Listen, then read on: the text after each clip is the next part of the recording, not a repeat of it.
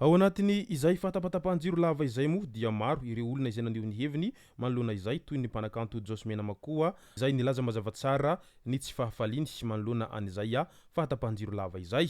Ka ny pitsopitsony mahakasika an'izay ny fakafakena amintsika atao anatin'ity vidéo ity ka manasa antsika rehetra anaraka an'ity vidéo ity hatramin'ny farany. Aza dino ny milaiky ny vidéontsika ary tsara voatrany ny miabone amin'ny chaîne-ntsika mba ahafahanareo manaraka tsy tahabaka ny vidéo zay lefa neto isan'andro. Tsy ampendela moa isika fa avy hatrany tonga de vavany ndao ary.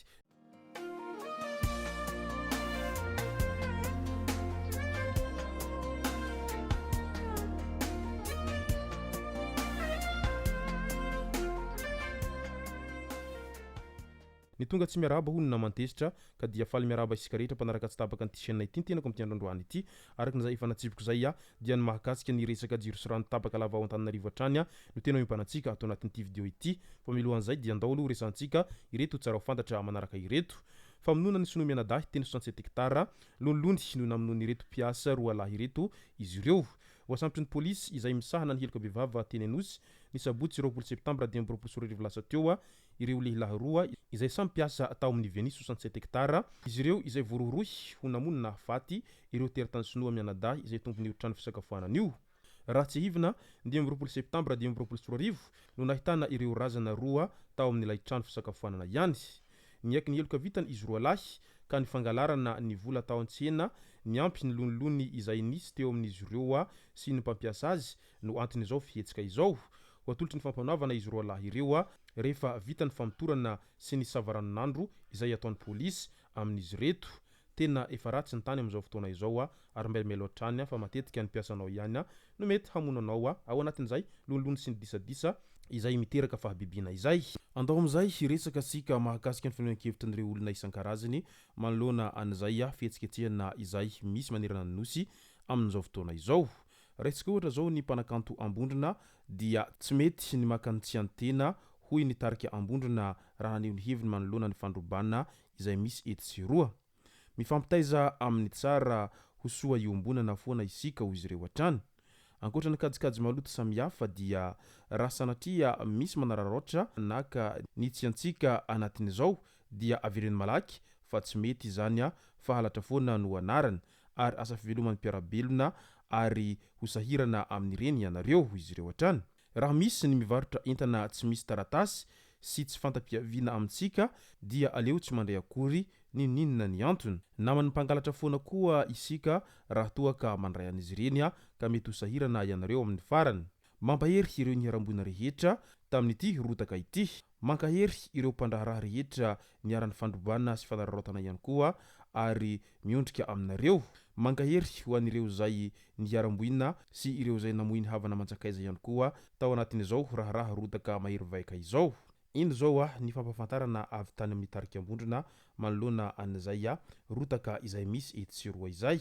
Maromaro moa izy ireo no samby naneho ny heviny manoloana an'ity hetsika ity. Ao moa ireo zay milaza fa tena miombon-kevitra sy miray fo ary miray hina amin'ireo rehetra mpanao fihetsiketsehana fa tsy izy kosa ireo zay mandrava na ihany koa mandroba izay tsy anazy ireo.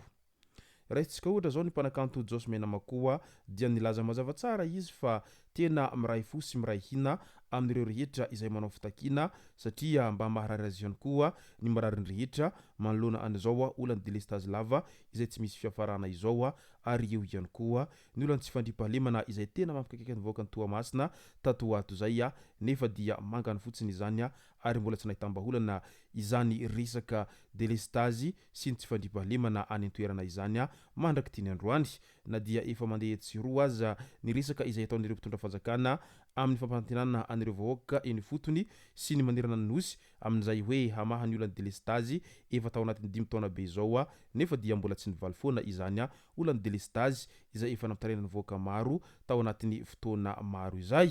Naneho ny heviny ihany koa ny mpanakanto Rosy tao anaty pejiny tao nilaza hoe miray fo sy miray saina amin'ireo vahoaka izay manao fitakina ampilaminana indrindra fa ireo Génération Z izay manao fitakina pasifika amin'izao fotoana izao ary tsy ndeha handroba fananan'olona no antodian'izy ireo fa hanao fangatahana amin'izay mba ho fanehoan-kevitra malalaka sy tsy anteritery ary mba havela malalaka tsara izy ireo haneho ny hevitra izy ireo mba hilaza ny maharary azy ireo izay. izay no isany nahatonga ny mpanakanto Rossia nilaza tao amin'ny pejiny tao fa manohana sy miray hina amin'ireo rehetra izay manao an'izay fangatahana izay fa kosa nitsondriny mazava tsara fa tsy miombon-kevitra amin'ireo fandrobana sy ireo rehetra minia manimba zavatr'olona na ihany koa fitifirana sy famonoan'olona ity mpanakanto Rossi no sady efa sombam-bahoaka atao Antananarivo renivohitra moa izany mpanakanto Rossi izany.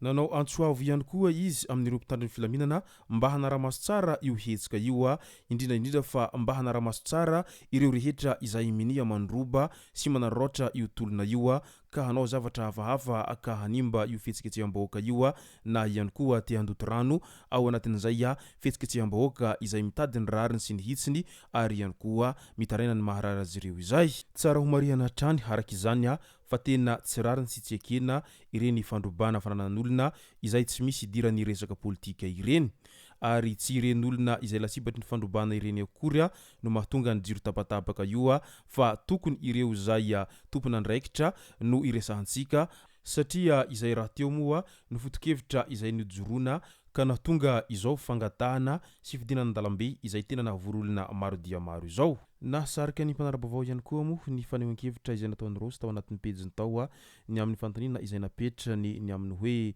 tena tsy mazava amiko ny antony nahafaty any Jean-Jacques Rabiandrina ity ho izy hatrany tao anatin'ny pejiny tao. Araky ny voalaza moa dia accident teny bypass no nahafaty any Jean-Jacques Rabiandrina izay raha toa ka nodominy camion ilay fiara izay nitondra azy. Io no vaovao izay azo antamazotra amin'izao fotoana izao ka izay no nitarika amin'izao fahalasany ity sombam-bahoaka izay voafidy tany Betioky Atsimo ity.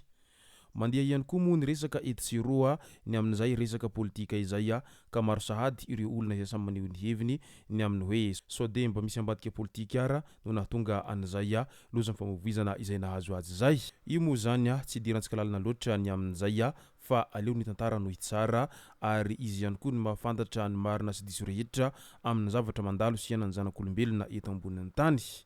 Izay aloha zany ny fanehoan-kevitra avy any amin'ireo olom-pirenena maro manoloana an'ity disadisa sy rotaka izay mahery vaika ao Antananarivo renivohitra sy manerana ny nosy ity amin'izao ankehitriny izao. Izay no masaka azona roso tao anaty video ity tomboko lasy tomboko vavy misaotratsika rehetra nanaraka an'ity video ity hatramin'ny farany. Aza dino ny milike ny video antsika ary tsara voatrany miabone amin'ny chaîne antsika mba ahafahanareo manaraka tsy tapaka ny video zay lefa nahito isan'andro. Tomboko lasy tomboko vavy mankasitraka dia amin'ny rarisoa.